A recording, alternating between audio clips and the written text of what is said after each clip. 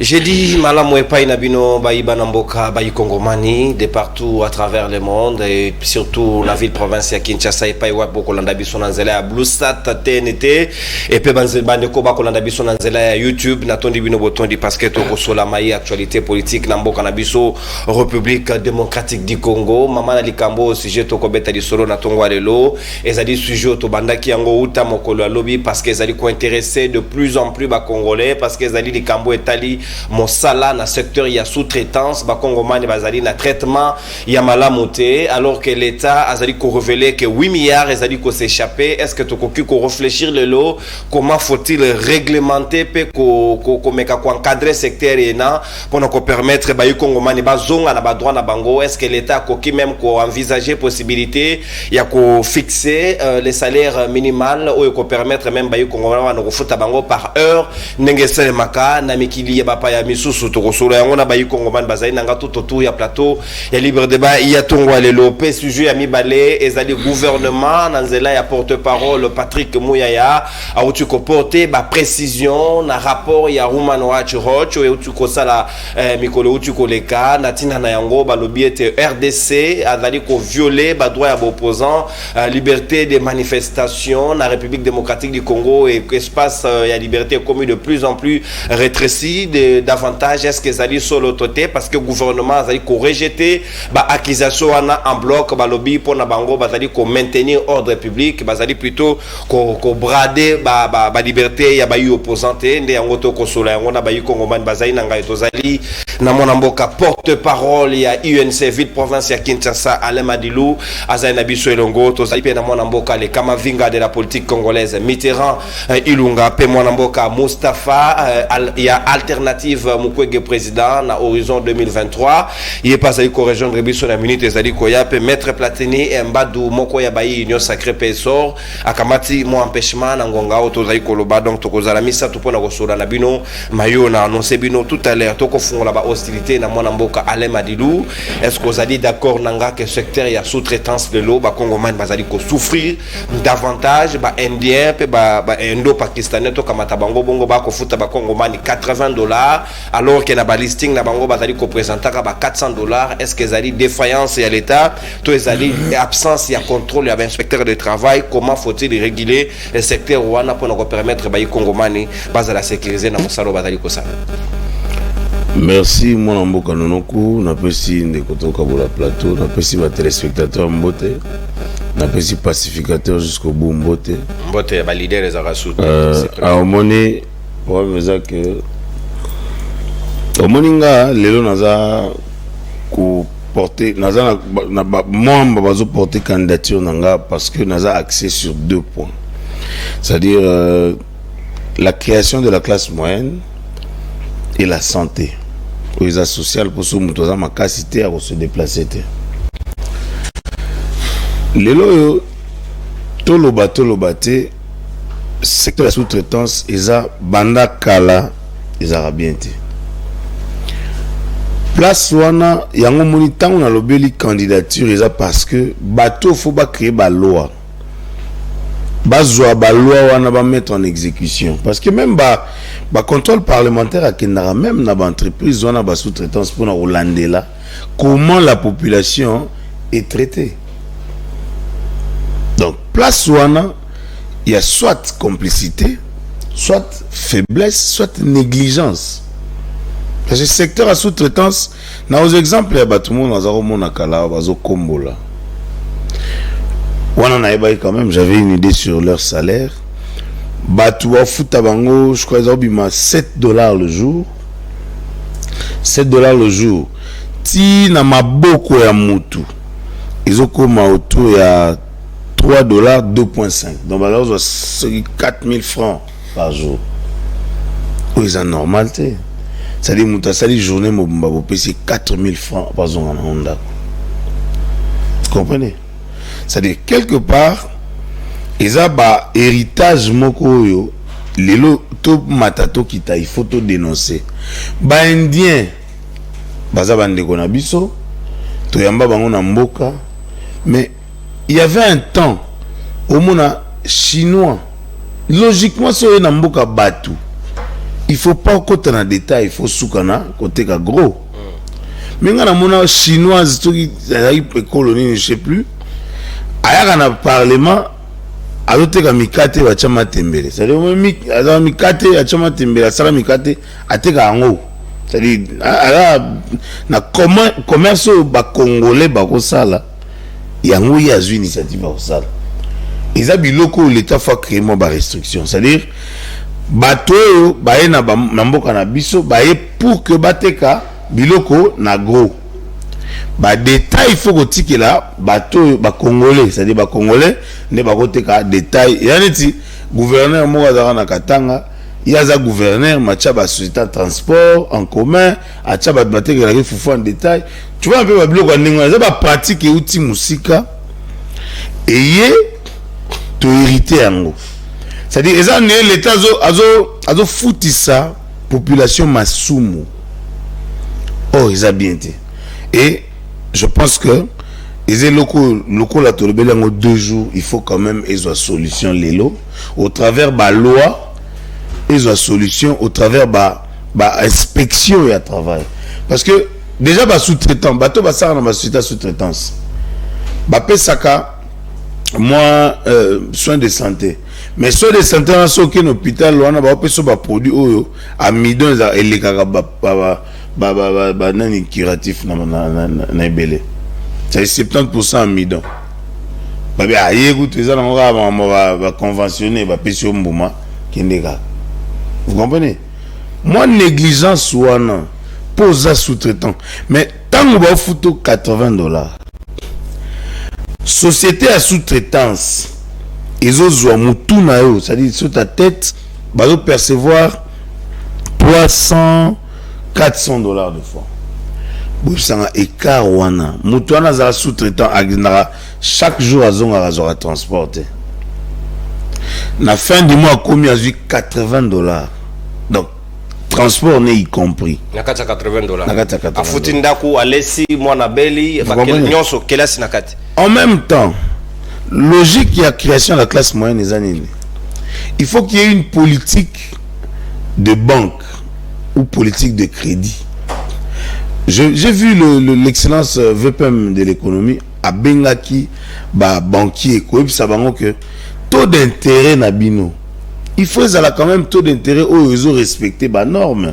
Les banques ont fait son bongo, a crédit, mais et quand il y a banque comme dépend de la mugele. C'est pas normal. Or la logique voudrait que même à tous les sous-traitants, même tout le garato qui est des poteaux, qui des poteaux ça bien, mais en Europe les gens ne vivent que de ça, sous-traitants. Mais faciliter Zanini parce que bazan a accès à crédit bancaire et ce continue à crédit bancaire wana ils ont permettre de créer activité parallèle to ils ont permettre que hormis musala zo créer temps pour que ça la rappelle ba complètement musala a sombi loko na poto atindi yango na Kinshasa ba tekeli bazong sele mbongo a mo tourner entre temps ça musala c'est ça au fait.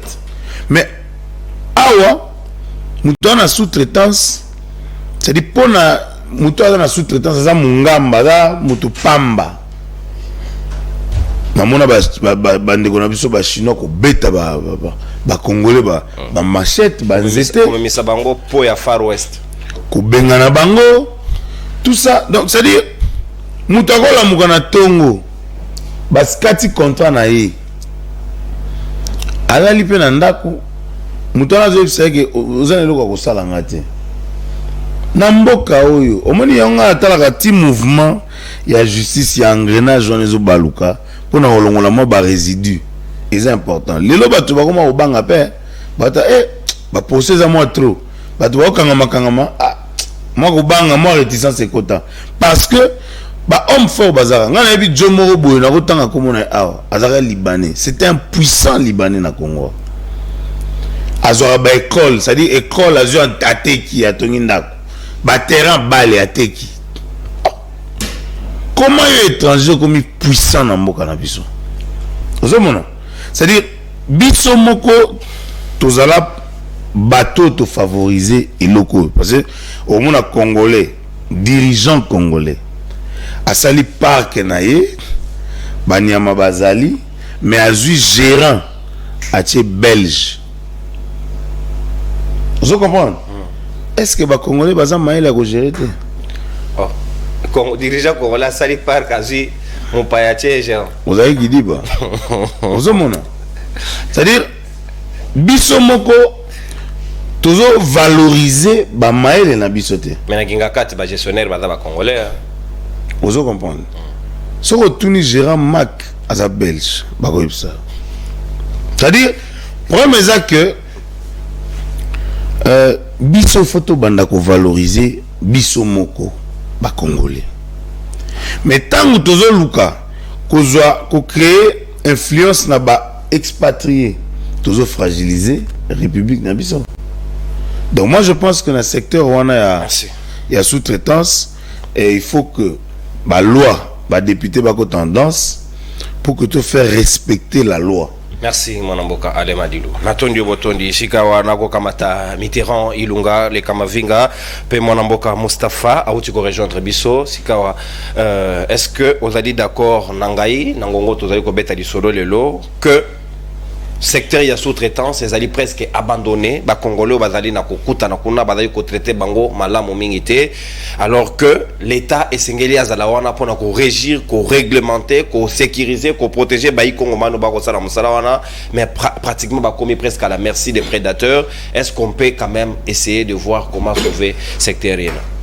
Merci Dekonono pour la merci pour l'invitation na pesimbote na bande konaye ko kabwana bango plateau pe ba kabiliste authentique nyoso tout ba ikolandanga ainsi que ba kongomani nyoso Ndekonono avant toute chose na sepeli vraiment nde na se retrouver lisusu liboso ya Ndekomadilu parce que na mituni question moko mbala mingi mais na eba ki ete soki na kutani na bouche autorisée ya INCO azali a kopesa nga maloba a kopesa nga ya no pardon na mikolo uti kolekana nous avons assisté au congrès ya INC na kati ya congrès wana tout avant na comme ici qu'on a na koloba été congrès na kata formation politique nyo surtout au regard même il y a loi sur les partis politiques au regard même il y a statut sur ma parti politique ezali organe ou ezali kozwa décision sur o état à venir ya parti politique na bino à l'interne entre autres choix il y a dirigeant ou à ko représenter bino na compétition électorale na niveau présidentiel mais je suis abasourdi à moins que soit ba maître nanga batangisa nga mabe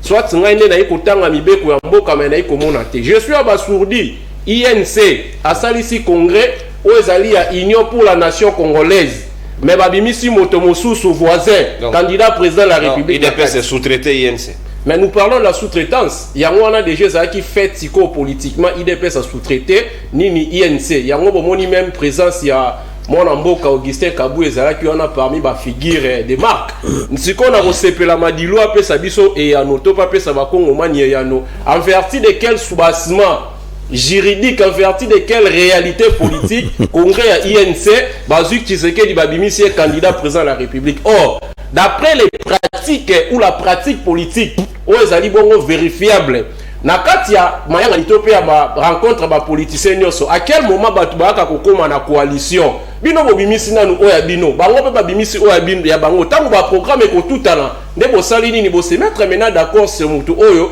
a kokende ko compétir au nom et pour les comptes il y a toutes les deux formations donc c'est une façon de dire que INC akala ya ina ngoli susu INC ya leloti expertise na kata INC zate au point que ba komi ko préférer qu'on dima ko za sous-traiter pas de Augustin Kabouya.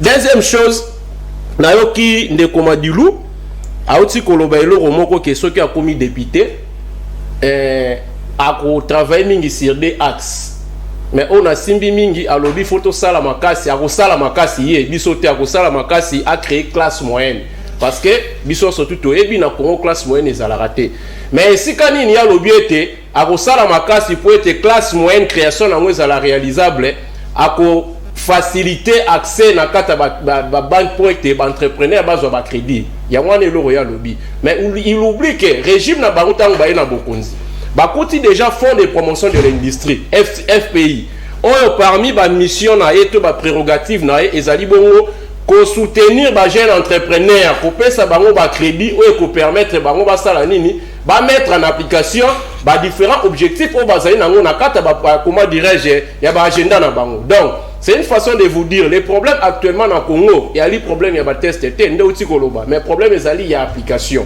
Na koti siko na kati ya motuna sur comportement na bon et là comment on loba qui a kingakati ça géré par un belge na ko répondre na kata mibeko. Oh loi sur la sous-traitance à lobby na ko PCRE ya no place wana.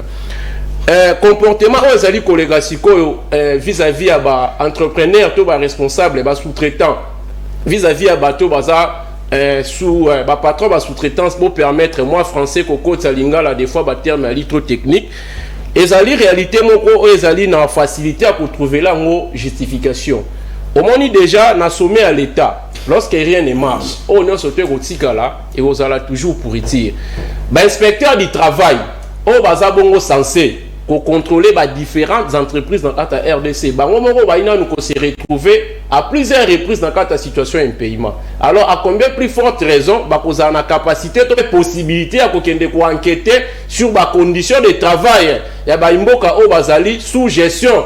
Il y a tout qui est la société. Mais la raison, on a kata Mobeko. Tout banana, on a kata Mobeko. Mobeko, oyo, biso tozoa ki na 2017 avec le président Joseph Kabila. Mobeko oyo alobi nini pona makambo etali sous-traitance. Mobeko oyo a favorisé ba imboka na nini en ce qui concerne la sous-traitance. Ndena sima na bandi to kosala siko discussion moko malamu oyo ko permettre to tirer pe ba conséquences moko oyo ko zala scientifiquement vérifiable. Na na loi il y a 2017 na zui article ya Yambo ya Mobeko oyo article ya Mobeko oyo ya Yambelobi na linéa D na et permettre na tanga kaka nyonso mais plus c'est si kana kovanda mingi ya linde na linéa deuxième. Article oyo alobi la présente loi fixe les règles applicables à la sous-traitance entre personnes physiques ou morales des droits privés. Voilà linéa liboso na linéa mibale alobi li sous-souhaité elle vise à promouvoir les petites et moyennes. Elle vise à promouvoir les petites et moyennes entreprises, à capitaux congolais, à protéger la main-d'œuvre nationale. Donc, ce qui m'intéresse le plus ici, c'est la protection à main-d'œuvre nationale. Protection à main-d'œuvre nationale, l'Ikolobanini. Et l'Ikolobaïté, Baimboka surtout, s'il vous plaît. Ouais. Et l'Ikolobaïté, Baimboka surtout, au bazouami na kati ya ba entreprise ya ba particulier. Puisque Zali Bango, ne baïko passer l'exécution. Baïko passer l'exécution. Il y a matière pour laquelle l'entreprise wana ba bengani ba est vrai. L'État doit à tout prix protéger Bango. Protéger Bango, c'est-à-dire il faut veiller sur l'énumération dans Bango. Il faut veiller sur l'accessibilité dans Bango dans 4 soins de santé, dans 4 pardon la formation hospitalière. Mais chose qui n'est pas le cas aujourd'hui. Et pourtant, lorsque Kabila a promulgué cette loi en 2017, vous allez vous rendre compte qu'il y a même tout un service public de l'État, autorité de régulation de la sous-traitance, qui a été créé pour pouvoir s'enquérir de la situation. Mais malheureusement, les bateaux sont censés protéger les Congolais. Il a eu exemple de Gojantini Ngobila avec sa société sécurité universelle security. Au moment où on a été, ce qui donne de la main-d'œuvre là-bas, l'agence sécurité, on a sous-traité par Gentini Ngobila. Ils n'ont même pas $100 le mois. Donc, les Cambouas sous-traitants, ceux qui allaient pris au sérieux dans le Congo et allaient à niveau à sommet à l'État. Bateau ba ina kata pouvoir exécutif tant national que provincial o ba ali ba patron d'entreprise ba ali ko accompagner na bango bateau ba iko utalibanda ko sala nini ko ke na kata ba pratique moko o ezali ko rendre ba conditions de travail ba kongomani malamu te parce que ndeko nono eza le rôle yo so ko zali na mwana ona kata ndaku et que yo respecter mwana yo te o respecta ka ete o emilaka ya tout moment mwana azui soni liboso ya batu nyo surtout likola traitement oyo papa ko peso za sike bato libanda ba otosa mwana wana. Donc c'est une façon de dire ici quoi. Ceux qui, comme on mani au tu ali, au baïko travailler dans la société, il y a des particuliers, bali respecter, c'est parce que les problèmes commencent au niveau de l'État. Dès qu'on m'a dit là aussi que le que non, na kata kingakati par exemple, gestionnaire à sa place c'est un Belge. Mais sont aussi la loi même sur la sous-traitance, même to côté na kata code du travail aux juristes.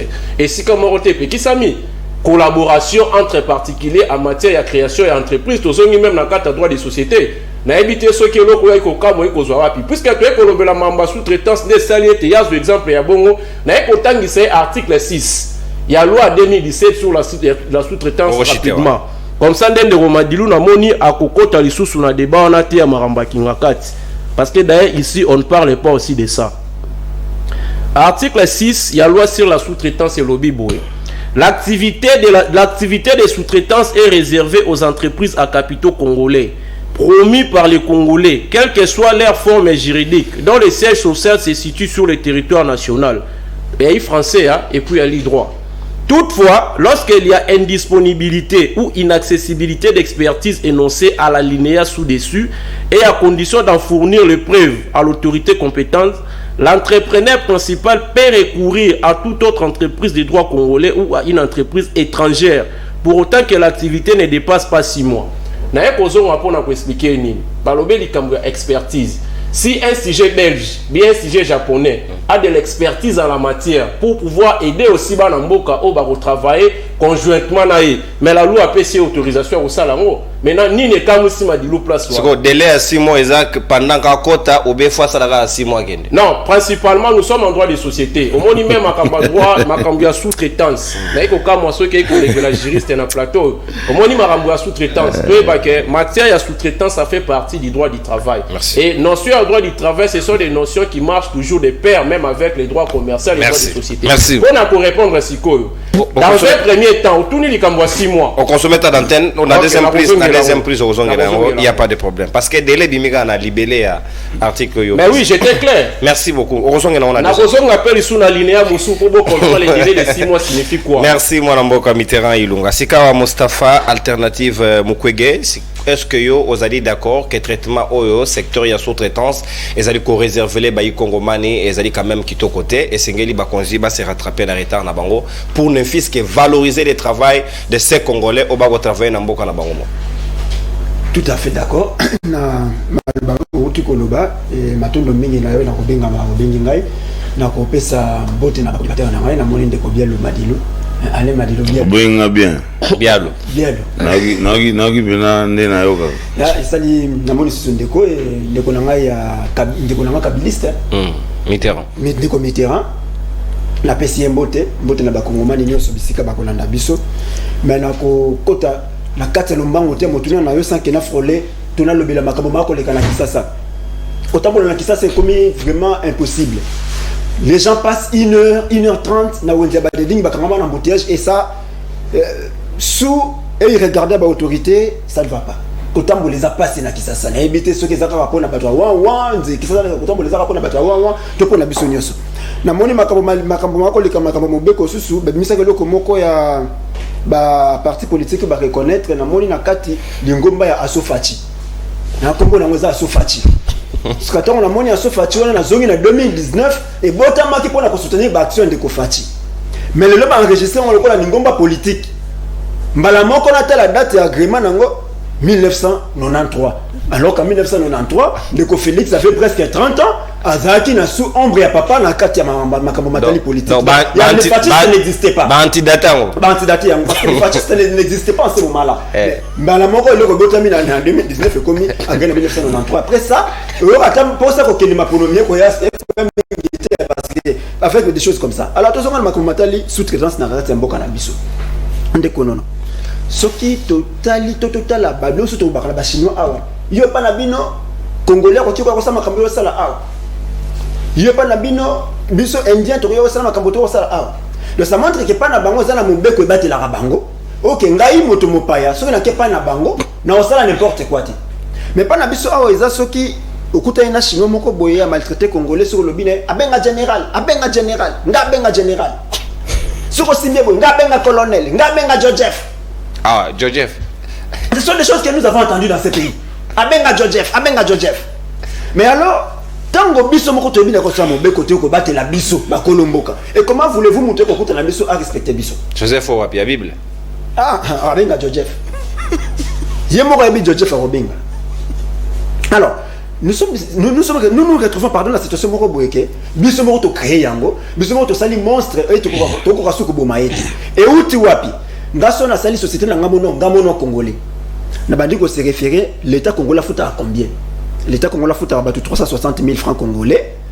et surtout comme les 25 banda ko futa kala date on a épé bana kana société et comment les 15 les 20 mois prochains ce pour le biba simino on to za bitumba est parce que moi on a la société nanga na se référer non na salaire à l'état 360 000 ngana bino futa 420 000 nanga na l'état na za malam moi qui nga bibi déjà malam ko le l'état on a continué. L'État a dit que la batute par rapport à Moussala, le ministère il y a travail et prévoyance sociale. Il y a une inspection à travail. Mais le col il y avait des gens pour nous tellement qu'un paiement est équilibré. Tellement que mauvais traitement, l'État lui-même traite mal ces inspecteurs. Et vous attendez que ce soit un inspecteur, ou on a quitté le terrain, il y a un problème. Il y a qui n'a noté. Il y a un pression, il y a à libérer parce que il y a un problème à chaussure. Il y a un problème. Tout ça. Il y a une entreprise qui a la chaussure. C'est quoi? Il y a quitté la carte, il y a une société libanaise où tu vas réclamer que Koto Yobiso, sous-traitant, tout mal traité. A comme on a bien été tika moni ndenge baza bon bazo comprendre quand était quoi le koyo zonga na yo rapport ni mutano ke bosala tout va bien ba kongo maninde ba exagéraki mon fait non pour la torre même ma beko to salio to kotanga ngo oh l'état comment to comment l'article tel aussi longtemps l'état yemoko qui est l'employeur par excellence les meilleurs employeurs na kati ya république à l'état yemoko le ko na biko battre la employé na mboka na été bolingi mutu akuta libande ya kosani a maltraité biso par rapport à l'état ko sala parce que l'état yemo kuta futa 60 000 a futa militaire 60 000 francs Congo so yini $60 o tinga ina nini na yo sa sécurité pas ndo zanga a futa combien demandons d'abord notre tous en même exigeant vis-à-vis à l'état na biso ndeko madi le heureusement za nesika oyo ne ko ba porter de inspecteur économie na terrain ba ki côté la ndeba bloc ko tambola mais ayi biso inspecteur économie ba ko kita na terrain so akakuta na opérateur économique moko boye abeti yemo lo kama longa ayi ça le rapport à nini que les choses vont bien et les choses vont mal. Les choses vont bien parce qu'il y a à jouer à Zaki na monté tant que tu es na terrain Zaki na problème à loyer a comme qu'on ba pèse bon en foot à loyer mais les choses vont bien. Ata biloko matin nango ça bon ce sont des flambés on va maîtriser ça c'est tout. Problème il y a sous-traitance manque à sérieux ça pas na congolais n'allons pas chercher les problèmes ailleurs ba tu on a ce que fonctionnement na bango so monika ndé ba traiter ba congomani na kati ba bien ba contrat ba ça tout ça l'homme congolais n'est pas protégé comment est-ce que ça protégé parce que mon côté a surveiller et ko protéger parce que biso mo na kati mboka na biso tu respectera ce que c'est mobeko na biso te tout tambo la likolo nango nous avons plutôt posa ba tu ya makasi qui ya mobeko ya makasi alors que si tu regardes ba mibeko za biso moko ba kolombo ka tozana sa mobeko moto oya hier ozana sa mobeko na biso mais biso mo ba kolombo ka tozaka likolo mobeko na biso biso moko ba kolomboka tozali likolo mobeko na biso oyebi ke mobeko mboka nanga elingi ke soki société moko boye o esalemi ezana moins d'une année ya existence fond nango capital nango ezana na montant boyete ba retour au marché à boyete mais bon moni marché moko l'état ko bima lelo programme moko l'état ko bima lelo ba mo bosali samibo allez pour ba pesier marché zela basaeli samibo kaka sikuri oh mais wana 100 jours mama 100 jours omoni to ba ti le jeu yemba moko ba kelo ko ba peselo ba de la ndosala makambo ya ram ba ndo yeba congolais mbongo ram ba ko yiba biso mbongo ram ba ba créer pour c'est ce qui 5C énergie vous voyez tout ça biso moko non toyebi ko batela mobeko ya mboka na biso te to ko marché likolo na ngo bolingi mo paya ho ya asa na ngoni mo paya ho asa na ngoni ce qui secteur où ça ko marché te ce n'est pas que to ko manquer ba texte ndengo de comité non les textes sont là problème en c'est le problème texte problème en c'est problème à respecter les textes où ils ont déjà mais le cas tout ça incapable de respecter les textes où ils ont déjà tu vas localiser tu vas texte les amabé mais besoin de toi parce que tu dois respecter en côté bah on va attendre on va pas tant ba utaki liboso na ngambo ya ndeko Kabila ba traverser ba kende osala opposition Baba nini balongwe pene ndeko Kabila pour être à respecter mon côté à côté ici armée rwandaise 2009 ba ko sala bitumba na Kisasa ça quel est l'Assemblée nationale c'est kabango ba ko bisa biso UPDF tango yaki na Kisasa na Congo Kisasa bunda alekila kinzelani lelo tozana plus de 50 armées na kata mboka na biso elekeli nzelani donc tozolo ba ko le moment balongwe parce qu'il va dans la bonne position basaida congrès c'est ba poni Tshisekedi mais dans la bonne position so bana la position mabe de balo so bana la position moko boye ba ko mona mosolo yango lo lenge ba ko zelela yango te ndesi ba kei c'est quand même ça qui bana ba le ko gérer bango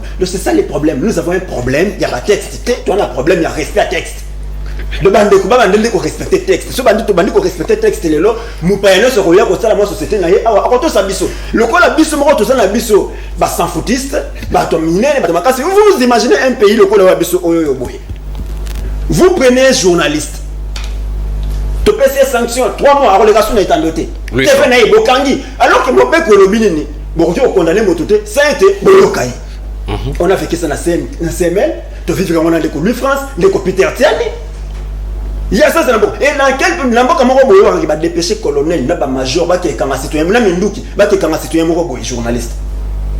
Bah texte d'abord on a besoin, tu vas respecter, nous voulons, mon père pour respecter Kaboun, du résidence surveillée, Namakala. Donc sous-traitance, les textes sont là, respectons les textes. Merci mon Amboka, Mustafa, yo logoti batuliosa, Joseph, Samibo. Bango nyonso bada concerné donc sengelo zela pe moto na monto azongela yo pour kapesa yo et anonae tout en respectant considération mutuelle ya moto na moto kozamala momingi mona mboka Alain Madilou avant que tous les Canadiens deuxième sujet bozaï na 5 minutes kaka na logique ya sous-traitance ndeko Miguel azali ko gérer autorité à régulation ya sous-traitance à lobby 8 milliards de dollars ezali ko échapper na l'état congolais. Est-ce qu'on peut récupérer mbongo wana et permettre bisoto na ba problème belena ya banzala o tozana yango na malnutrition egi ekomi na kati ya mboka selon pam ndenga azali ko pesa ba révélation on ne peut pas orienter autrement cet argent toyeba na rapport ya linga loba ezo kende ndenge nini comment ezo échapper biso comment tokoki ko récupérer yango pour que ça la bénéfique pour na biso 5 minutes. Merci mon amour Nonoko. Nalandi ndeko nanga joueur à Paris Foot. Ouais. Ya linga mingi ba joueur. Ya beta mingi Paris Foot. Nalandi etanga zolo ba INC sous-traité par l'IDPS. J'ai comme l'impression que tant que en 2018 na cash, les gens n'ont pas compris. Toi qui un programme étalé sur 10 ans. Le programme est étalé sur 10 ans. Nous avons semé amalgame pour dire que le parti politique a choisi. Le programme est sur 10 ans. Le programme est sur 10 ans. Et la 4 il y a 10 ans, non? Voilà. Mais vous n'avez pas révisé les accords. Voilà, c'est-à-dire la politique, il faut déjà apprendre que la politique est évolutive. La politique évolue selon les circonstances, selon les temps, selon les moments. C'est-à-dire, tant que tu constates élan au Ezali, tu estimes que pour l'honorable Vital Kamerhe, la présidence n'est pas une passion, mais c'est une vocation. S'il faut faire la différence entre la passion et la vocation, la passion c'est quand c'est pas moi, ça ne peut pas être autre, hein? Ça ne peut pas être Louis. Mais la vocation c'est pour la société. Je travaille pour la société, je travaille pour autrui. Vous comprenez? Quand je l'ai suivi, il fallait éclaircir que le programme était étalé sur 10 ans. Donc tout ça qui choix, ils ont continuité, il fallait tout ça là. Toi appliquer accord, tout ça il est entérinement, tu comprends? Toquer moi nan. Et il faut tant que tout le monde sous-traitance, il faut que les héritage, il y a des commerçants. Il y a un moment Nathalie dernièrement hier j'ai parlé de la famille Mobutu, paix à son âme. Natikala mona Mobutu na supermarché. Parce que lobby selon appel pénagui bandeko yakin marché sengeli ko cité bango ba ko libérer batu au-delà à 23h 23 minutes na transport dérisoire ba pesa bango 1000 francs, c'est-à-dire au moni na linga ko tanga kombo te heureusement journaliste m'dotan kombo Mobutu atika ba supermarché te, Mobutu atika ba station essence te. Vous comprenez? Surtout bito tala même na niveau bandaku immobilier Mobutu vraiment yemoka zalo ba ke setia le aki peme na ko le kai na mbongo na bandako ameka ko servir mboka na niveau ya servir mboka. Mais je suis étonné de voir que tant que tozolo balikambu ya yo congolais oza commerçant oui au gérer mboka na esprit ya commerce na yo to boité. Mais tant que favoriser étranger na moni pena ndeko nanga azu loi elle a expliqué que au moins 6 mois, Belge a droit à 6 mois. des bien, des expertise à Congolais. Moi, je ne parlais pas de la loi. Ici, nous parlons de la considération du peuple congolais et du savoir, de l'expertise congolaise. Nabeti lisolo à Katanga, il y a un gouverneur na Katanga. Aza gouverneur, mais aza na ba société de transport, batu bategelaki masango en détail, batu bategelaki biloko na, c'est-à-dire mais ça c'est pas même tout le monde appelle maman Amida sali masango akoki kote quand maman Amida aza gouverneur, aza ministre. Très bien. Vous comprenez? C'est-à-dire tant aux gérer mboka, il faut que la citoyen ait un peu espace. Nous parlons de la considération du peuple et de l'expertise congolaise. On est favoritisme à indien lelo. So ok tant aux autres ba libérer batu au-delà de 23 heures. Ba pesa bango 1000 francs en transport. Attends comment tout côté que nous redéposer. Je te dis des considérations totales. Mais alimentation on est partout. Na Kinshasa. Et te kaka chaque jour. Mais ko futa batu. Loko la balobi que expertise il y a 6 mois na loi ya tangi. Mais je vais t'informer. Muto nazolo baza gérant il y a ba parc ba commerçant ba sala na Congo.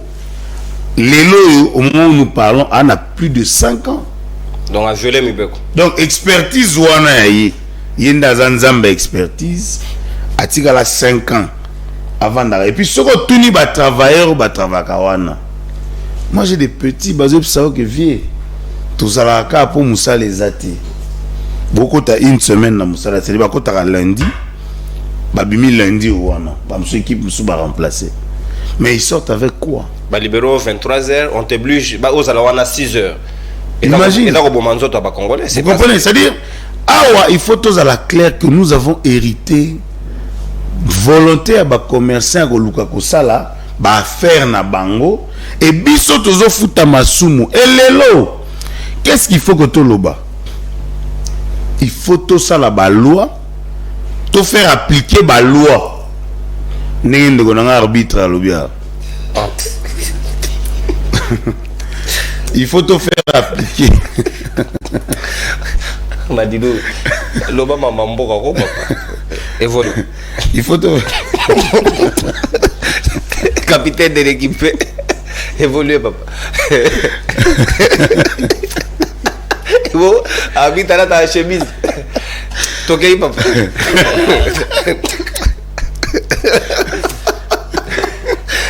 Toqué mambo ka, toqué évoluer. Faut tout faire appliquer la loi. Au consommer pétard dans le Bolimbi, ça n'a rien à voir, ça arrive. Madidou est un peu comique, c'est ça, ce côté fort. Donc 5 minutes now s'il vous plaît. Non, s'il te plaît. Non, pas 5 minutes. Éclaircir arbitre que la politique n'est pas rémunératrice, mais elle est compensatoire. C'est le temps qu'on va sur à UNCN toujours le Gambongo, Mbongo et Kokagite, tout ça. Il faut comprendre que au Monibiso, tout ça partie née de la résistance. Ba parti oyoneti tout le monde a pour na pouvoir ba sali parti ba parti on a ce pouvoir et disparaît ça biso to longwa pouvoir pour tozo kende na opposition. Il faut vraiment que et le connaît zalaka na mitu ya bato, c'est-à-dire nous sommes un parti né de la résistance hein de kolongai. C'est-à-dire tangu ozolo ba mbongo tu oublies que biso to tika ki mbongo poto ke koluka intérêt à peuple. C'est ce qu'il faut plutôt dire. Merci. Hein? Merci mon amour. Merci beaucoup. N'attendez pas tout. Merci Maro, c'est qui s'engage sur ce thé parce que on va pas sur la pancréas et ça les mitera ilonga. Merci beaucoup de konono kuro. Ngonga na yonde. Na landi de komadilu na banzi ke baimbo kapé ba comprendre. Tant on a joué qui parole, na première prise à parole, na tunagi de komadilu. Le collège Azali bouche autorisé à INC. Abisabiso par quel mécanisme? Na kata congrès na bango à INC ou ezali organe ezali ko décider sur avenir ya parti ba ke ko bimisa voisin des candidats président de la République. Biso nyoso to sepeli na réponse Madilu apesi. Madilu abisi biso aboye. Il faut que ça la bokeseni entre passion et vocation. ayebisi bino passion ayebisi bino pe vocation soki na lobi peut-être na expliquer ndenge mosusu passion ezali intention ezali kopesa na likambo moko boye bolingo oyo ozali nango en tenant aussi compte de tes capacités humaines mais ndeko Madilu ayebisi biso ke caméra azali na ye na vocation à cause de la président de la République parce que la vocation c'est l'appel c'est au carré comme on dit à latin donc appel au bengama qui pone le kwana donc ndeko Madilu a expliqué biso na plateau que ndeko Kamere abengama na ye face à la président de la République yango wana womo na ye ba photo bipai biso ba benga ye Pablo Escobar o mabe donc yete ngate na lobby ye mta lobby donc to simba lelo ke Kamera benga na te face à la président de la République yango wana même INC Monique ezali inutile ko respecter accord na bango à Nairobi o ba kana ki ete ndeko Chilomboso a comme na 2023 face à nini c'est de l'endeko vital ye mo avoué par entremise ya Madilu ka bengama na ete pona ko kamba mboka ayeko simba likambo ya Belge alobi ke non na miboko ngana tangi ndeko Belge a giraka kinga kati d'après entre guillemets parce que ces informations o ye mo rapesi mais biso to ye bien ngote ndeko Belge a giraka kinga kati aza déjà na kati ya dépassement ya délai à 6 mois ndenge mobeko sur la sous-traitance à nini à sengi mais na kosili c'est là ko tanga dernier alinéa ya article on a banda ko tanga parce que omoni biso to araso ki to pesi principe to bomba rappel exception abosani te phrase on a tanga ki a na exception na balobi nini na dernier na in fine ya article on les alliés article 6 balobi boye na bandeli nyonso deuxième alinéa toutefois lorsqu'il y a indisponibilité ou inaccessibilité d'expertise énoncée à l'alinéa ci-dessous et à condition d'en fournir la preuve à l'autorité compétente, l'entrepreneur principal peut recourir s'il vous plaît Madilu Zala Kimia peut recourir à toute entreprise de droit congolais ou à une entreprise étrangère pour autant que l'activité ne dépasse pas 6 mois. Si quoi exception Zanini, à défaut elle crée une société de droit congolais. Vrai ou faux Pingaka c'est une société de droit congolais. Par quoi on a avalé de lancer les mais c'est que c'est les Français qui te compliquent. Yo mom dozo tanga. Franchement. Na bandi maram na otanga loko eza technique. Tanga na exception. C'est là na mema aussi qu'on a raisonnement. Na moni ina problème. Tanga na exception. À défaut, elle crée une société de droit congolais. Dans une chose qu'on a droit de société na première licence. Ça rappelle juriste Ndo et Bisarabiso. C'est quoi une société de droit congolais? Il y a un tout motuna vrai ou faux qu'il y a une société de droit congolais. Vrai ou faux dans droit de société, il peut y avoir un partenariat entre autochtones na mutua ou Tilibanda. Mais à quel délai? Non, mais on a précisé ici, lorsqu'on a dépassé les délais de 6 mois, puisque l'entreprise est déjà revêtue la qualité de société de droit congolais, c'est-à-dire qu'un expatrié là peut travailler. Il y a un zone qui est dans le droit de société. Ce qui n'a eu que ça, je suis suivi par plusieurs juristes d'entreprise, parce que ça c'est une réalité juridique. Et puis Madilou, il vous dit ici que non, à mon avis Mobutu président, il n'a jamais laissé des supermarchés. Il n'a jamais laissé des stations-service, il n'a jamais laissé machin. Mais ceux qui entreprise, mon toit, président de la République, parce que mon bec, comment on peut qui à investir, ceux qui peut-être investir, et que na carte et le koya salut on a battu pour travailler na carte baïba Congomani où est le mal. Nous tous nous avions connu la gestion catastrophique des maréchal Mobutu. Mbonga Mobutu eko kende mingi na ba ambiance. Mbonga Mobutu bande ko kende mingi, ça c'est pas moi qui l'ai dit, même Sakombi aloba on a carte documentaire mon président ko senga na banque 1 million DG kuna ke directeur à banque a bimisi 9 millions les échangé était tout le monde qui on a 100 jours et puis tant va côté les melaikamba bato libanda na kati ya expertise à la matière il sabiso que caméra que ndozo Jamal en fonction de quoi pour ya boyi kete a na kata ko expertise za la ratia ngo bolika boke libanda na dossier ça Jamal va na chibala mais caméra kenda kozwa Jamal en vertu de chibala caméra Laurence Madilu s'il vous plaît téléphone informe mais mutaye biso no se crédit que mutaye la ki caméra Jamal les aki masaro vrai ou faux et bima ina procès ngatem na lobby n'importe quoi donc c'est-à-dire que caméra a se référer kaka na oyo lo asalini à lobby na sali kokoba au moni ba pratique o to ayiko déplorer dans mon cola lelo makambo etali bongo sous-traitance dans RDC ceux qui tokei a on a limité bande on a biso ba iko travailler pas ba indien na ba société cosmétique bande on a so ba iko travailler même na bralima na ba Congo na ba brassicole oyo ba on ça 9 ans journalier 9 ans t'asali 9 ans ça toujours journalier Donc en violation même il y a des règles et droits de travail. Il y a un autre koloba que problème est à niveau à loi T. Il y a mibe côté parce que Kabila a sala qui va réforme moro iconoclaste sur les secteurs il y a mibeko. Mais le problème est à niveau et application de ya mibeko wana. Autre koloba que Miguel ou azali bongo DG autorité de régulation de la sous-traitance a sali révélation moko ko perdre 8 milliards ou azali même la moitié à budget. Tant il y a sali révélation moko ya boye ndeko alingeti na cour des comptes. Question na ikobituna mosana bango nini aussitôt informé d'une telle dénonciation mosala ya lingeti na cour des comptes oh ceux qui bayoki peut-être que mutu o agira ki bukanga lonzo à l'époque nde ba fongo lié misu mais loko ezali pendant que ozali na activité pendant que iko fonctionner o ko pesa lui sous kutu possibilité à ko enquêter parce que régime ezana no en cours mosala na bango nini na minute oyo question na ikotuna na tiko ka ndeko alobi likambo ba inspecteur de travail inspecteur de commerce économique. Inspecteur économique, il faut pas quitter le marché, va opérer.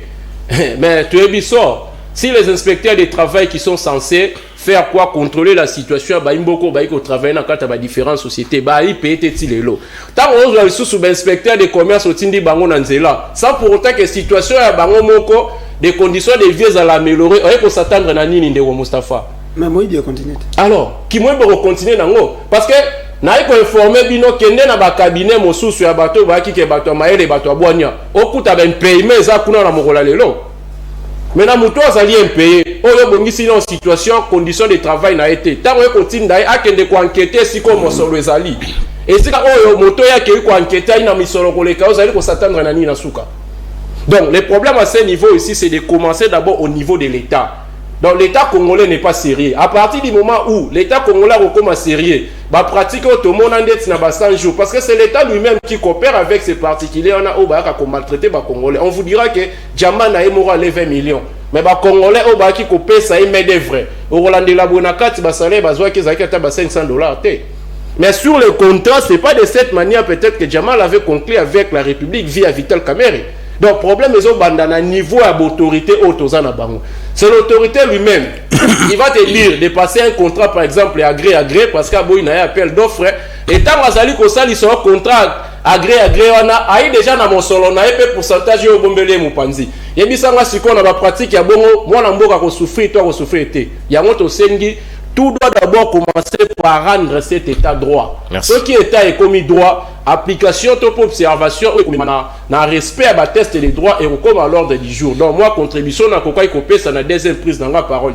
Merci mon Mboka Mitterrand Ilunga. Toutes nos sincères excuses pour na nengeto ricane, ce n'est pas poli, mais c'était quand même justifié le fait que moi sans y a Imuro de quoi utiliser, de emporter biso. Il n'y a pas d'arbitre ici. Il n'y a que le sens, il y a combat. Mon toit soutenir de combat na yaza yuko sala na politique, ça n'a rien à voir. Na lobaki arbitre chemise dans la tête. Ah, madilu sorcier. C'est quand ne wala ngai. Toki ko defambon on a FMI, toki ko defambon on a ben situation à Bretton Woods pour songa biso na mboko yo. Mais on nous informe que sur le plan local, toujours ko perdre 8 milliards alors que quoi ko épargner biso to ndo defambon pas mo payaté. Est-ce que l'État congolais a conscient que le to du Kambongo liba to ko zango na kati révélation faite na moto ya biso moko Miguel azali ko gérer entreprise ya l'État. Oui, l'État congolais a conscient que to ko zambongo na mboka na biso ke mboka na biso na mbongo ebele. Mais l'État congolais a manqué de volonté. Il y a un cambon en Mboka. A manqué de volonté. Mais na frôlé na lombango vraiment makambo malobami na plateau aussi na kiko balayer na lombango. Na landine de Konanga Madilu a lobby eloko que programme na bango ezaka basé sur 10 ans. Mabosa ni comme ça biso que accord en Nairobi on est tikala ko kota na application té. Abo faka lo banon place wana. Et la morne et kufaka na Nairobi. Et botami maman na Nairobi et kufi pote ba yoka na kabwe. Kamerhe a rosa premier ministre. Batena baba ya te que on a voyez amateurisme de vivre les lots et où t'arrives déjà ba comment les balaka vertité depuis ko kema ponon.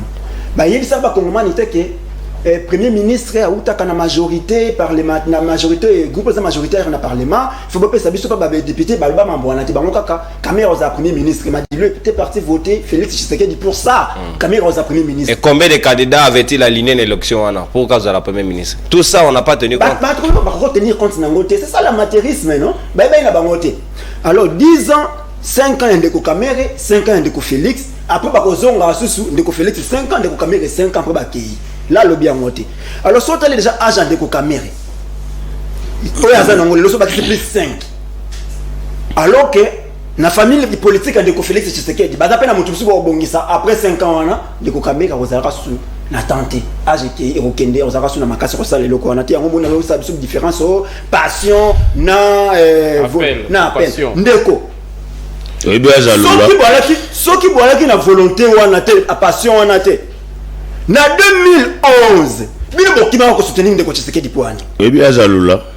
Na 2011, bino bokima ko soutenir ndeko Tshisekedi pona nini? Po baki na posa ko kende ko kwa bokonzi. Ou bien il y a deux cas. Soit bozaki utiliser na ndeko Kabila pona kwa ko flouer.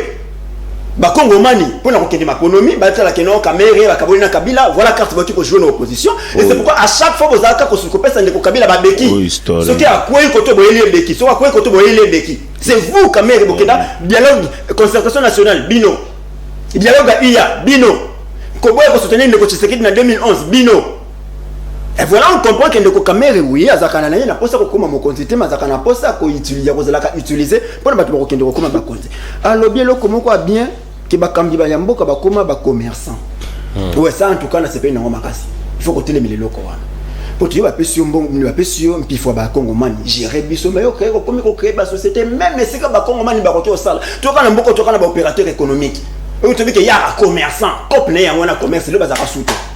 Badokolo. Ça sous-souté, tout le monde a commis politique. Bah nous va qui marché mais étonné qui ça oh bah j'ai marre tout ça mais ce sont les indiens les nains. Mais tu es pas quoi Pelo store congolais. Il y a biso ba Congomani mais kenda. Parce que ba tu as un bon belé, ba tia kiango. Orgaman. Parti. Parce que y a eu ba tu avec un bon belé, ba ki kozonga. C'est la même chose le monde égal paix. Parce que bah tu as un bon na nouveau respect bah côté kopango et ça tu bando kenda ka mboka boyi et yo ko tambola mingi e ko zalate ba bi bango ba tika mbongo ba botama na résistance résistance on va jouer cop en opposition de résistance l'opposition cop alors mais c'est ça que vous avez fait à faire dialogue à Kodjo binote vous allez copter il y a comme ça bino banani autre alors ndeko konanga ya bi après mo be comment ko bossu sur ndeko mitterrand. Alors, on a souligné qu'à place de l'autorité compétente, bah, qu'on saisit l'autorité compétente. Mais en fait, c'est ça l'autorité compétente en dénaï. Pour bah, on va autant comment on dit, ma bilo, mon béco, faut voir ça. Bah, tout le monde a d'habitude, faut pas y baka. Autorité compétente, nani. Le président peut investir. Hein, on va d'abord ça cop na. Mais na domaine ni autour tout n'angwa. Na domaine. Attends, pas il faut. Parce que la table bilanga. Parce que ça les bilanga, on a foufou bah qui bah Congo mani barolia. On a masamba Congo mani barolia. Mais on fait ça la ligne qui marche. Tout le marchand libanais, ce qui est indien, qui va maltraiter tes frères congolais. Là, il y a des cas, on est congolais, on ne l'est pas. Tu le bien encore, la société, à l'État, il y a des payawana, il y a 9 ans. Journalier. La journalier. Bon, au SNEL.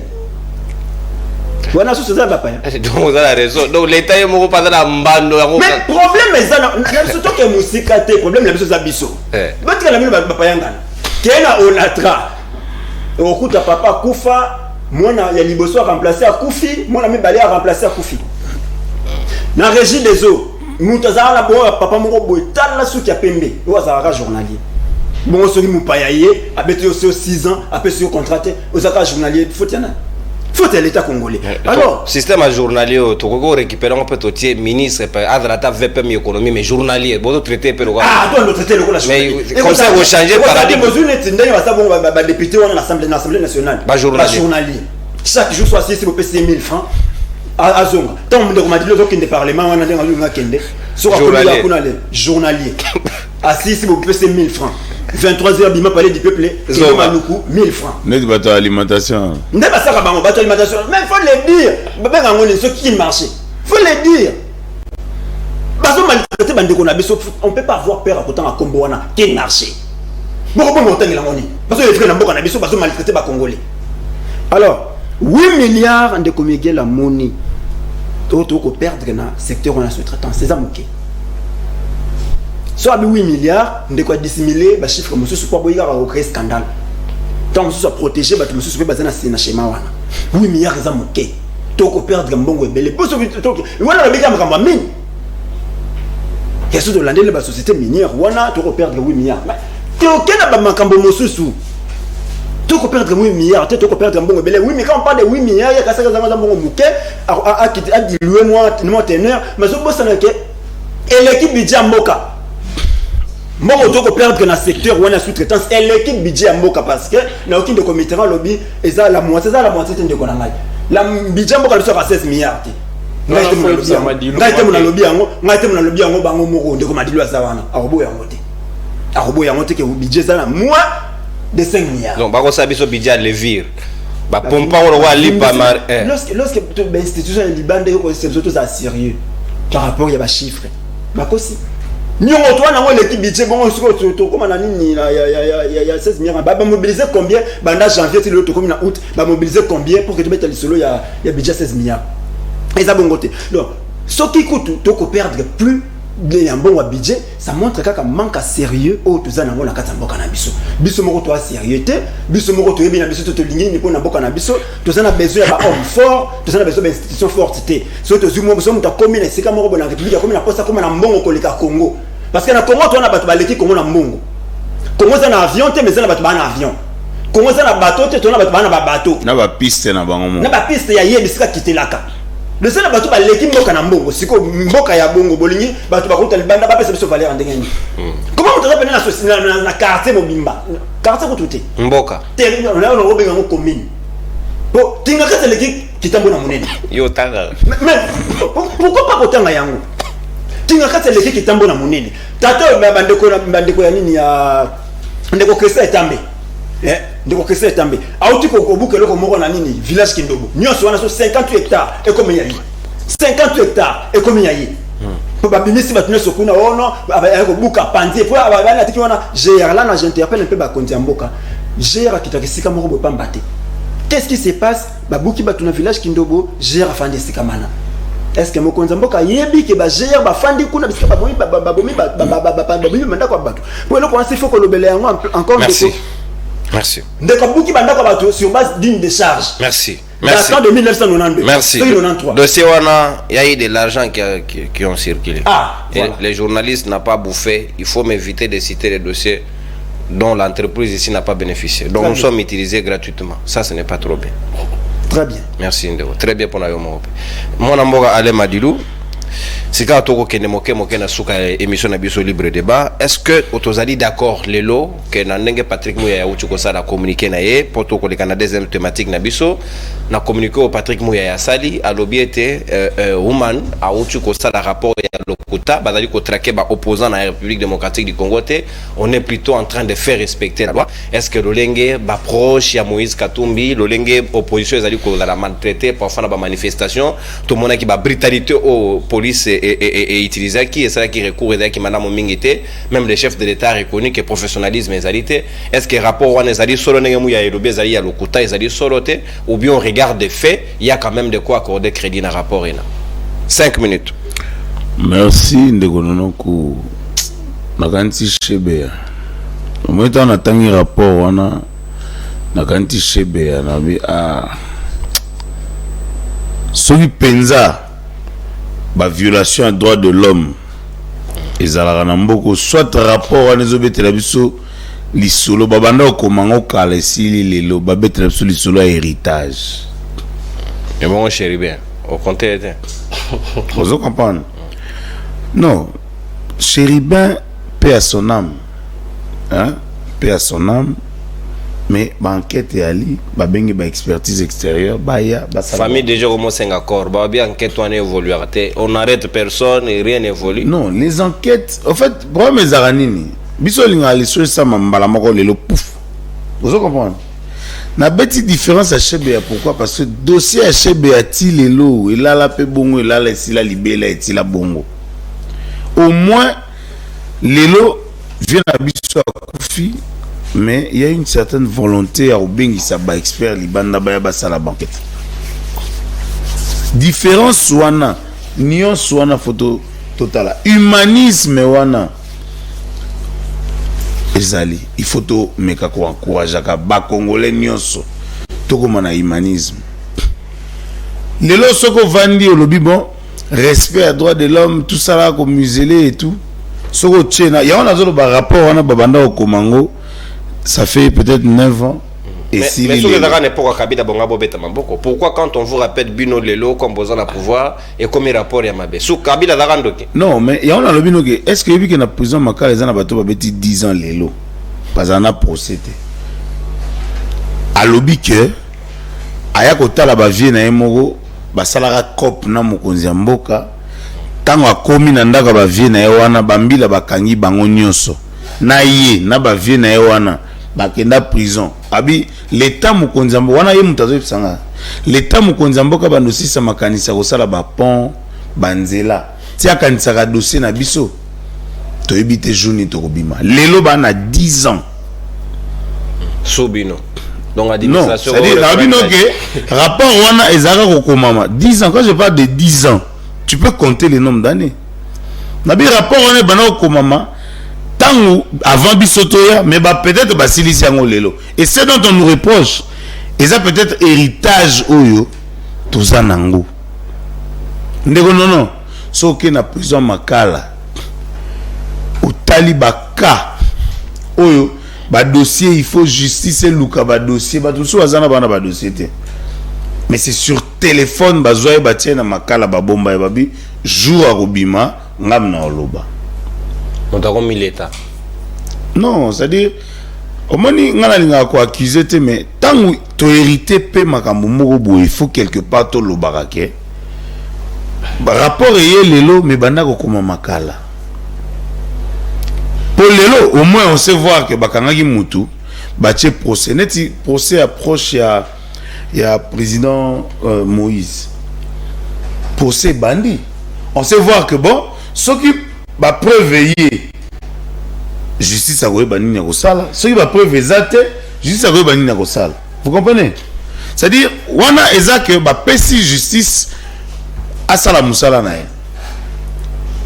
Alors, tant que bozolo ba ko muselé, ko kanga, tout ça, je ne vois pas. Neti vient en leader ya Ozone. Dion. Via Zaki, bakanga qui papa babimisi. Vous comprenez? C'est-à-dire, mais vieux wanapé. On m'a dit pour mes amis, il faut non non. Toto fanda tout ça la différence. Vieux wana bakanga kae à l'époque à séquestrer Moutou. Ils ont contre les games. Hein? Garde républicaine Balobaki. N'a pas répété sur la Guinée, mais ils ont contre les games. C'est-à-dire au séquestrer Moutou. Bokangi. Mais tant que Bakangi, le comité acharnement. Et il faut aussi le dire. La société, le droit de l'homme, mingi, comment peut sous-traiter. C'est-à-dire qu'ils sont là pour passer l'article. Ils ont rien. Mais tant que les ceux qui te talent les bateaux, au Kangama. Mingi baza bato bakoma ibanzambe omona mutu mo babimi na nzela toboli pina mutu mususu avanda bo ye komi roulage na nzela mutu kana e soki aye akangi chauffeur akotie na coffre mais tant bako kanga e puisque aza opposant ah non talabo lelo yo procès ezoleka sikoyo mutu bakangi aza proche ya mutu peut-être toyebi. Mais où est-ce na katia kokangama nae mboka mutu infraction principale quoi musu se bota minde yango ba retenir réqualification na droit ezaka nango pe eza lisumu te c'est une pratique eza la cas c'est-à-dire infraction ba réqualifier qui a réqualifié parce que c'est le tribunal qui réqualifie. Tu parles de dossier Mwanga Chuchu ou les Mazolo ba dossier Salomon Escadera. Bon, il revient au ministère public de réqualifier ou bien il revient au tribunal de réqualifier. C'est le ministère public qui a réqualifié. Non, infraction. Selon la loi, c'est pas ça. C'est le tribunal qui a le pouvoir de pouvoir réqualifier les faits. C'est-à-dire, le ministère public Mutayakana Mutuli Bosso ya tribunal. Et sa composition. Si. Vous comprenez? C'est-à-dire, tant que c'est les réqualifications, et ça logique et ça la marana va procès. Mais lelo il faut tomber comme ça la différence entre bateau bazo kanisaki bazo sala mabe lelo so bakangi lobi akene futa ba suite droit de l'homme pour que ba lobake non makambo eza boye ezosalama mabe ezosalama mabe ezosalama. Merci Mwanamboka. On consomme ta antenne. To koma na ngonga ya suka isengeli to gérer ngonga na biso madame mingi penza Mwanamboka Mitterrand Ilunga sikawa maloba ongambo wayo. Est-ce que vous allez d'accord nangai que au Patrick Mouya zo avancé et ça dit quand même logique était au regard des éléments factuels autres na ngona terrain, il faut que gouvernement na biso et sa mandé na lolenge na biso ya kosala ka répression surtout pendant la manifestation publique au ezali na ngambo ya opposition de ce qui était ba kozala incriminer na ba rapport à lolenge aboye okoki ko saper image topé lolenge na bango ya komone la makambo etali lié na droit de l'homme selon les rapports ya Woman. Oui, merci beaucoup, mais avant toute chose na moi précision ici je reste scientifique na in fine conclusion à dire ya Madilou sur principe, il y a qualification multiple. C'est comme ça qu'on parle en droit pénal. Dans le principe des qualifications multiples. Et puis ici, on a profité pour nous rappeler, pour informer que les procès verbaux ne lient pas l'autorité judiciaire supérieure. C'est-à-dire, les PV établis par la police ne lient pas le parquet. Donc, en vertu de ces principes de qualification multiple, les magistrats du ministère public peuvent aussi requalifier un procès verbal qui était établi par l'OPJ. Et puis le parquet, une fois qu'il présente les dossiers au niveau du tribunal, avertit toujours de ces principes de qualification multiples, il peut y avoir aussi réqualification, soit disqualification. Donc c'est comme ça qu'on parle techniquement. Là, je reste un peu scientifique pour pouvoir donner des précisions. Mais il y a un débat. Ce qui te ressent le débat, puisque tu as un rapport Patrick Mouyaya, il faut que vu que nous sommes dans un état de droit, sur la modalité d'arrestation, donc la procédure d'arrestation, le lenge kan indekwana zala qui est arrêté, parce que tout devrait commencer par là. Et non à niveau à qualification, réqualification, disqualification, non. On devrait d'abord tenir compte, il y a procédure d'arrestation. Nazongi, moi rapidement, parce que nous avons continué place, mais Nazongi, na moi toilettage, on a qui na sala. Mustafa yango na sepelaka mingi ke jour moko ekokoma droit état droit ndenga na souhaitaka médecin antikali na médecine politicien antikali na politique parce que des fois koluka ko confondre ba terme dans un champ politique et kopesa moi pasi omoni mutu nyonso tunde Madilu auti kotalisa so vérité pona caméra abengana te kwa za mokonzi nde caméra bengama te kwa za mokonzi ko ekozala pe lolenge moko na ndeko Denis Mukwege ou azali bongo spécialisé to spécialiste na mosala moko ya malamu ou ezali bongo gynécologie yango wana mutu nyonso lukata koma politicien na mboka tango lingo koma politique na mboka secteur d'activité na yo esiko nzamba bengela otikela nani s'il vous plaît yango ba conséquence toi komona na plateau otindi communicateur asimbi koto mabe asongi koto mabe il vous dit ici que non Kabila à koki ko investir les âmes mais pourquoi pas dans le secteur agricole seulement dans le secteur ya alimentation ba supermarché. C'est une façon de reconnaître qu'un président de la République a interdit à investir comme tout autre citoyen. Ce qu'à mon avis que non na koki ko investir dans le secteur agricole dans le secteur alimentaire où est mal. Bato ba okende ko somba bilo na kata supermarché na ba iba kongomanité. Donc tant que mais traitement et entreprise à mon amboka vis-à-vis il y a des concitoyens ce qui est ali que parce que jusqu'à présent nous n'avons aucune preuve de ce que vous nous donnez comme information mais ce qui est ali bongo bisonno surtout toi ekoluka ba amélioration ba conditions de vie des citoyens bato a muto azali gérant ya kin marché effectivement il faut ça la nini ce qui bato ba sous gestion na ye ba ikole la bongo il faut les heures de travail les heures du travail na droit congolais toyebi au code du travail ça nini à prévoir mais seulement laissez-moi vous dire une chose ça c'est une pratique qui est vérifiable dans certaines entreprises il y a un système de remplacement, c'est-à-dire ce que l'équipe moko bimi par exemple na 16 heures et que bango ba moni que besoin oyo ba consommateur a bilo on a bon bazara na et ndara peut-être au-delà il y a 20 heures et zarana d'équipe musu se kotara mais transport non je pense bien vous avoir dit ici que non on doit vérifier parce que attention na ba fausse information to ebi biso surtout Kabila il est en train de faire face na injustice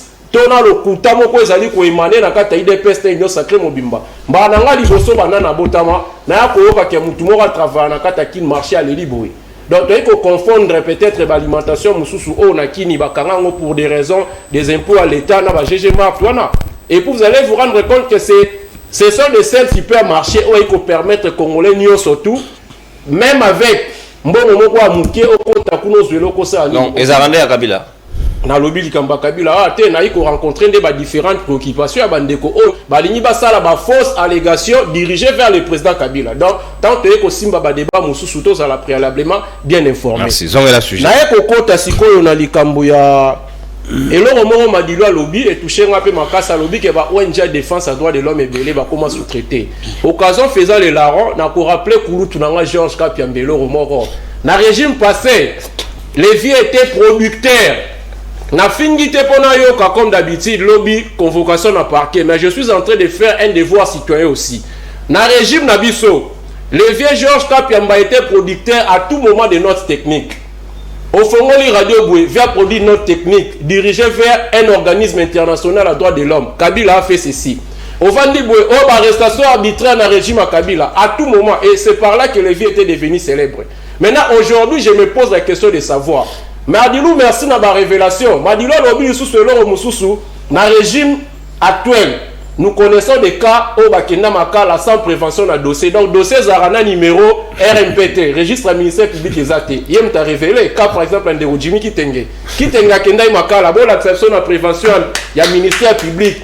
Pardon, na registre à ministère public, na numéro RMP, prévention ni les acquis retenus à charge à M. Jimmy Kitenge. Yem t'a sali ba révélation. Donc, c'est-à-dire que l'État n'est pas droit. On ne peut pas parler de l'État des droits dans un État qui n'est pas droit. Merci Madilou pour des révélations. Madilou a dit que non, rapport au Patrick Mia a présenté, c'est un rapport qui a été produit. Bon, rédaction en gros, et déjà 10 ans avant Bango Bakouta na Bokondi. Ceux qui n'ont pas bien l'andé na ndengi wana. Donc c'est un rapport qui a commencé. Il y a woman. Ouais. Mais Madilou est en train de confondre les époques. Pour appeler si peu d'exemples là que non, eza o Bango ba hérité dans régime passé. Madilou a juriste. Na me maye siko kaka na logique na raisonnement na. Na droit ba loba que les héritiers ou l'héritier héritent les passifs et l'actif. Ceux qui n'ont bien expliqué on a ndenge mususu pour na meilleure compréhension. Tant ngai mona nonon cours na hérité passif na actif ya nonon.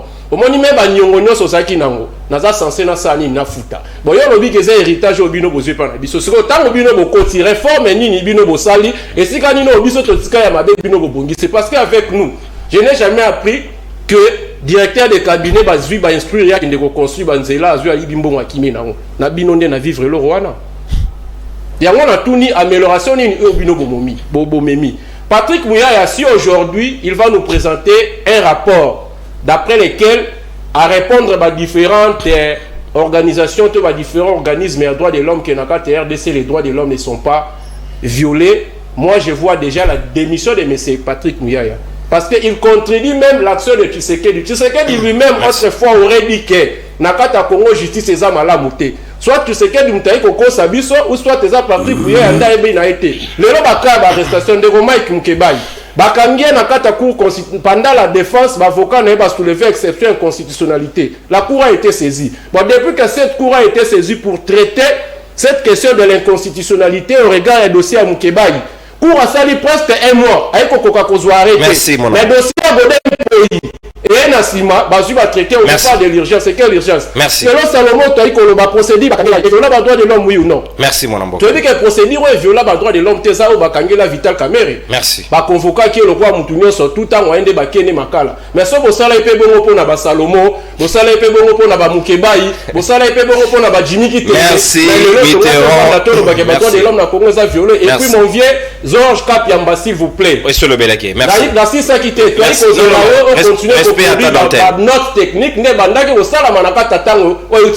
Merci mon amboka. Respect à ta dentelle. Mon amboka toi aussi ça en toute bonté et quiétude. Na émission na biso libre débat mokolo lelo Mustapha bino bozaki mingi na résistance na ngambo ya mouvement citoyen à l'époque ya Kabila bo dénoncer ebelé lelo souffle Tshisekedi. Est-ce qu'il y a amélioration? Est-ce qu'il y a des avancées dans quel domaine par exemple parce que woman lelo ko rappeler biso par rapport apparemment les choses n'ont pas évolué to ça da statu quo. Ce qui n'a pas avancé avec Ndeko Félix, solo il y a alternance avec alternative. Mais le coup la changement nous avons vécu une alternance sans alternative Ndeko Félix. Donc auto vivaki sur Ndeko Kabila n'a appuyé Ndeko Mitterrand. Moi les là qui dure avec Ndeko Kabila, il faut toujours la très dur Ndeko Félix. Parce que Ndeko Kabila c'est quelqu'un avec une Ndeko nani le comité le biloko moko to beta masolo bato ndenge bakomela ka esika so abosani ke so to bito beta lisolo ndengo ndeko ya ndenge ndeko Kabila comme président de la République so bito beta schéma wana lelo bato mususu to ngwa bito bima boye comme wana ko le karasu nzela boete to mona susu boete oza déjà na plainte oza déjà na esika ni esika boye donc tout bête ma solo on a que moto sali parcours ti a comme les cicatrices Kabila c'était un résistant a dit que libérer Mboka contre Afdel après libération Afdel il est devenu président de la République Mitterrand l'histoire il y a Kabila Mitterrand a dit que libérer Mboka contre la dictature de Afdel toi tu ne maîtrises pas l'histoire s'il vous plaît toi kana papa ici on subit ici on subit les chocs autant vous en donnez autant ce barobetayo mais la soy ndeko nanga tokeye Mostafa ndeko Mitterrand merci bakisi loko moko na zangaki Kabila Joseph ayaki ko libérer Mboka sous la dictature de l'Afdel. Voilà pourquoi non on parle de la dictature on parle de la dictature de Mobutu avec l'Afdel qui était peuple mature peuple s'il vous plaît Mitterrand na opesa au carton rouge mbala moko autant au lobby da maninga souffre que oyo kabango s'il vous plaît bato bayoki ba libérer Mboka na dictature ya Afdel alors na koki ko senga na ba Kongomani nyonso article 149 la constitution et l'obéité justice barré à court ezaka exécuter na kombo mokonzi mais justice na rendu na kombo na biso ba Kongomani justice pour na Kabila Kabila Laurent Désiré président de la République nous sommes les seuls pays au monde où le président de la République a koufa ba bomaye na bureau tel l'autre évite nani abomaye lolenge pela a bomelama ndeko Mitterrand abimiselo ko moko ko aider biso pito tambola na nzela mana ndato obete masolo tandenge bato bakoma ba kontina mboka oyo alors tozongi na makambo matali justice ndenge ko tambola droit de l'homme est respecté te ndeko Félix Tshisekedi na Mbujimai chef d'état ndeko Madilo za kipene naye bangonde batambola kanaye alors bien été à s'attaquer sans remords akobanda ko s'attaquer na batu sans remords. Attends, tout le lobby ma violation des droits de l'homme est lié parce qu'il n'y a aucune leçon qu'on recevoir sur les droits humains. Donc il y a un de Torobi Kalelo. Bon, même au Konzambo comme tu le bâti en Tingai.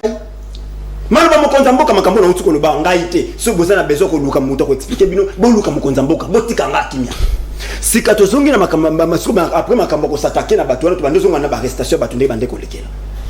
On se réveille un matin pour moutako voyager comme à l'équipe déjà comme à tarmac à côté dans avion balandi aux na munduki la tarmac est-ce que bachega raté bato balika est-ce qu'on a mis tout na aéroport wana ya njili ezaka ndenge nini bato balika ndenge nini parce que mutana munduki à l'équipe madusu sikatanga komi ko bokanye za na munduki ezako ngande na za mokie bokanyenga bobiono bokena ngana na nini na nini ono bobeminga na hôpital po nazana nini na liaka bien te maladi bokangeli nga yango wana après bokomi singa kusuku na ono te ezate po liaka bien te eza poza na sida na diabète là ekomi maladi bino bokangeli nga na liaka bien te bokomi bosambisa nga ekomi ono po nazana sida là na makambo matali dossier ndeko Salomo c'est-à-dire la moment mamoro que le dossier est vide on doit les libérer auto kangia poza na munduki bango batambola awa azana munduki et après le communo makambo munduki et longwe ono to zonga nanu to requalifier ça est comme comédie soki bo wele kama kama suna ndeko Salomo bozonga botika makambo mboka libanda bozokaba ndenge na même ligne one makambo monga chuchu susu ono to ke ministère public to ke ndaki mbango bokendaki mbango tout ce temps ici boye baki na bilonzo la bo kete bokendaki mbango siko bokendela malembe zelani. Tout ça c'est ndeko Madilo peut avoir des réponses à repérer biso. Alors kozonga na sikana makambo mandeko muya ya makambo lobby human wacha kosi eza pasi lelo na mona batu mingi bazongi batu akaloto ba ekeno baleka mais bazongi dans la peau d'une autre ce que natali ba journaliste nous sur les mona Lushima Njate na kati na yi différence c'est que Lushima Njate parlait Kabila il a parlé Félix Sorotali et celle li ndeko muya ya omoni pena incarnation papa Sakombi na kasa nzoto papa Molendo Sakombi te Sakombi nongo l'ancien ministre Mongo yene pena au sentir tata Trifon Kinki na mende mélanger na nzoto Patrick Muyaya mosaïque de bango nyonso na kasa nzoto na yi alors ce que landi passage batata wana nyoso to bandeko sa mosana bango oyebi réaction na nini makambo bandeko le kanali bandeko kuna o bango bandeko ya koloba o le bandeko za baka lokuta lorsque to kufandi na kisasa aba batu babomi bato oh no babomi fausse commune maluku fausse commune maluku fausse commune maluku ezate na maluku fausse commune ezate basali cimetière comme mais c'est ça mouya ya osala l'autre différence c'est ça bazo ko kanga bato Robeta, on retourne à Bango, tout qui gauche, tout qui droite, indépendant. Ce sont les gens qui ont détruit les pays. Bango Mbala. Oui. Non, parce que c'est les Bango. Quand on est dans le tour, on va se bloquer mon droit. Aïe, Kimi. Ngaïté. Le monde est sur le sol. Ngaïté. Botu Nangate. Botu Nabango Mbale.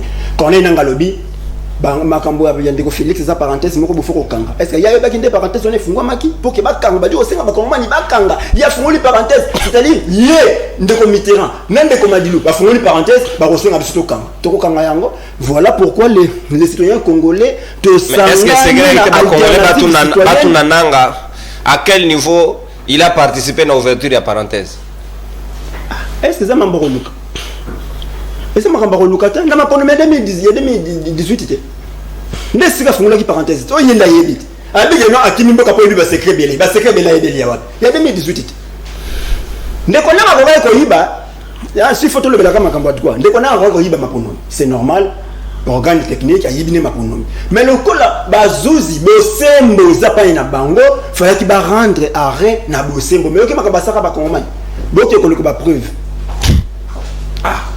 je me demande, Emmanuel Macron a qui a compromis à l'africaine. Après, il a dit ça, Tonine. Mais pour nous, tel que makambo mana nyoso, bakongomani, s'allier, c'est une alternative citoyenne.